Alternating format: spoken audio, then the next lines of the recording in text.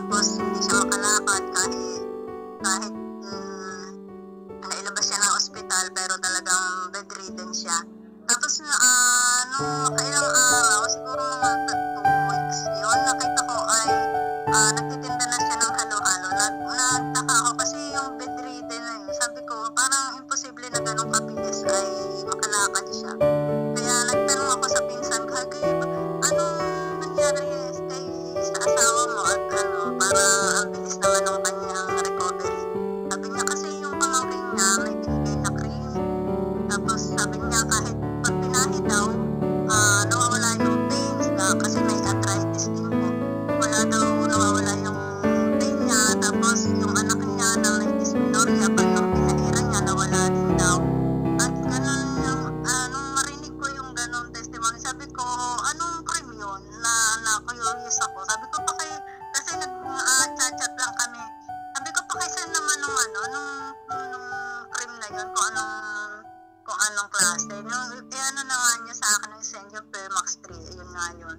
Tapos sabi ko, baka naman pwedeng pakilala mo sa akin yung nagbigay. Kasi sabi ko, kung ganyan ka-effective yung products, kailangan ko to. Kasi nung nasa chemo po talaga ako, bali, tuwing magbigay ko ako pinabukasan, gantang kulay ako.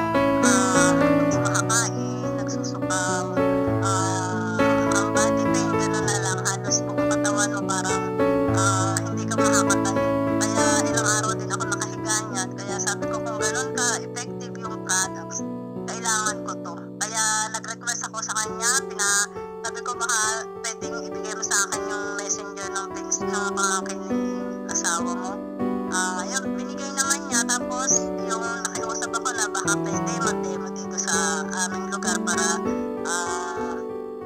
marinig namin yung presentation. Ganun nga nangyari at yun sa Sir Manny pala yung naging kasama niya na mag-demo dito sa kanya, dun sa pinsan ko. At nung yun, nagkaroon din kami ng connection ni Sir Manny. Sabi ko, baka pwede mag-present dito. At yun, agad-agad naman din talaga. Siyempre, ganyan tayo bilang mga talaga yun ang hinahanap natin yung presentahan. Kaya sila, hindi ilang araw na talaga dito nag-present. Anong nandun na sa presentation, ilan din doon yung mga taga rito sa amin na pinahiran ng cream at talagang naranasan nila yung instant effect ng cream. Yung isang kapitbahay ko na may sakit nasakit daw yung kanyang paa na siguro mga 1 buwan na rin.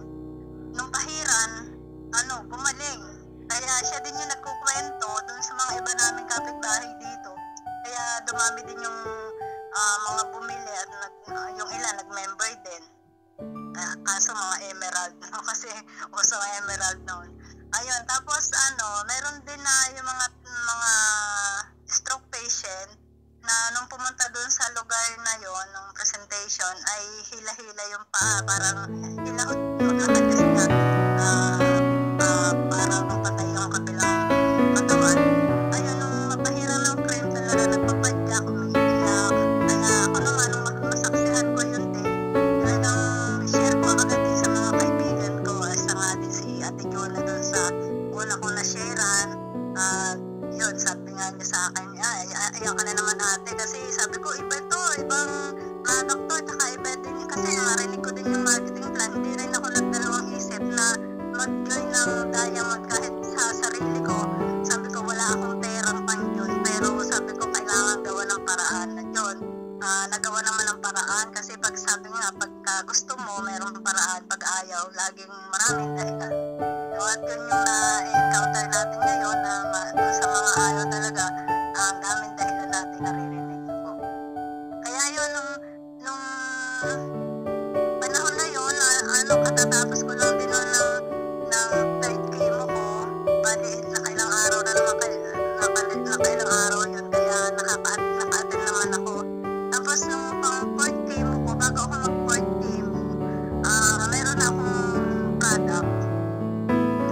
Tapos nung fourth chemo ko na yun, kinabukasan na naman, ayan na naman, nagsusuka ako. Halos yun yung pinaka-worst na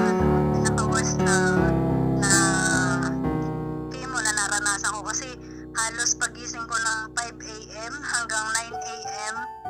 walang tigil yung pagsusuka ko na tubig kasi mayat maya pagka kakasuka ko na inom akong tubig, pero talagang inilalabas ko lahat. At nung mga 9 a.m. na yun, sabi ko parang lantang gulay na ako, hindi ko na kaya. Sabi ko sa asawa ko, dalhin mo na ako sa ospital kasi natatakot din ako kung baka ako ay ma-dehydrate. Ayun, at nung nung amin na nung naghahanda na para dalhin ako sa ospital, bigla ako namang naisip kasi parang noon kahit may Permax ako, parang siya nagagamit ng nanilimutan ba yung gano'n, hindi ko siya gano'n dinagamit agad ng tapos nung panahon na yon, sabi ko, naalala ko may Permax ako, aking pinahid ko sa mga pulse point ko. Tapos nung sinabi ng asawa ko, tara, handa na. Sabi ko, saglit lang. Parang nagbago yung pakiramdam ko. Muna, aking pakikiramdaman muna. Parang,